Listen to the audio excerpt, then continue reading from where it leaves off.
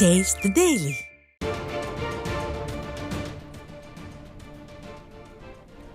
தற்போது கிடைத்துள்ள அண்மை செய்தியை பார்த்து கொண்டிருக்கிறோம். வேலூர் காந்தி நகரில் உள்ள திமுக அமைச்சர் துரைமுருகன் வீட்டில் அமலாக்கத்துறை அதிகாரிகள் சுமார் 7 மணி நேரத்திற்கு மேலான சோதனை நடத்தி வரும் நிலையில் திமுக எம்பி கதிர் ஆனந்தின் அறையில் தற்போது இடி அதிகாரிகள் சோதனை நடத்தி வருகின்றனர். இது பற்றிய கூடுதல் விவரங்களை தலைமை செய்தியாளர் ஜெயக்குமார் வழங்க கேட்கலாம். வணக்கம் ஜெயக்குமார், விவரங்கள். வணக்கம் சுரேஷ். திமுகவினுடைய பொதுச் செயலாளரும் தமிழக அமைச்சருமாக இருக்கக்கூடிய துரைமுருகன், அதே போன்று அவருடைய மகனும் வேலூர் நாடாளுமன்ற தொகுதியினுடைய வேட்பாளர் உறுப்பினராக இருக்கக்கூடிய கதிரானந்த் வீட்டில் அமலாக்கத்துறை அதிகாரிகள் தீவிர சோதனையில் ஈடுபட்டிருக்கிறார்கள். காலையிலிருந்து 7 மணி நேரத்துக்கு மேலாக சோதனை நடைபெற்று வருகிறது.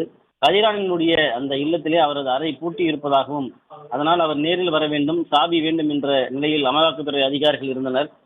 தற்போது தனது வீட்டில் இருக்கக்கூடிய அறையை சோதனை செய்து கொள்ளலாம் என அதற்கான சாவியை கதிரானந்த் வழங்கியதாக அமலாக்கத்துறை அதிகாரிகளுக்கு சாவி வழங்கப்பட்டிருக்கிறது. குறிப்பாக அந்த காந்தி நகர் பகுதியில் இருக்கக்கூடிய துரைமுருகன் இல்லம், அதே போன்று கதிரானந்தனுடைய இல்லம் ஆகிய பகுதிகளில் இந்த சோதனையானது தீவிரமாக முன்னெடுக்கப்பட்டிருக்கிறது. அமலாக்கத்துறை அதிகாரிகள் அதே போன்று பூஞ்சோலை சீனிவாசன் என்கிற ஒரு நபர், வேலூர் மாவட்ட கபடி அந்த வேலூர் மாவட்ட கழக அமைப்பாளராக இருக்கிறார் திமுகவில், அவரது இல்லத்திலும் இந்த சோதனையானது நடைபெற்று வருகிறது. அதே போன்று பள்ளிக்குப்பம் கீழ்மூட்டூர் பகுதியில் இருக்கக்கூடிய அவரது வீட்டிலும் இந்த சோதனை தொடர்ச்சியாக நடைபெற்று வருகிறது.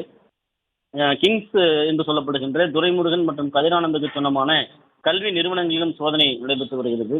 ஏற்கனவே 2019ஆம் ஆண்டு வருமான வரித்துறை அதிகாரிகள் அப்போது நாடாளுமன்ற தேர்தலில் போட்டியிட்ட கதிரானந்த் பல்வேறு வாக்காளர்களுக்கு பணம் விநியோகம் செய்வதற்காக அவர்களிலே பணம் போட்டு வைத்திருப்பது தொடர்பாக பூஞ்சோலை சீனிவாசன் என்பவருடைய இல்லத்திலிருந்து, அதாவது இவருடைய கல்லூரியிலிருந்து சென்ற வாகனம் மூலமாக நோட்டமிடப்பட்டு 11 கோடி ரூபாய் பறிமுதல் செய்யப்பட்டதாக தெரிவிக்கப்பட்டிருந்தது.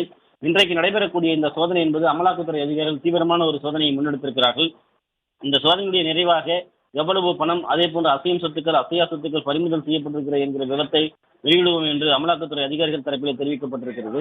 தொடர்ந்து திமுகவை சேர்ந்த பொதுச் செயலாளர் இருக்கக்கூடிய அமைச்சராக இருக்கக்கூடிய துரைமுருகன், அதேபோல் திமுக நாடாளுமன்ற உறுப்பினர் கதிரானந்தனுடைய அந்த இல்லங்கள், அலுவலகங்கள், நிறுவனங்களில் நடைபெற்று வரக்கூடிய இந்த சோதனை என்பது மிகப்பெரிய அளவிலே ஒரு தாக்கத்தை ஏற்படுத்தி இருக்கிறது.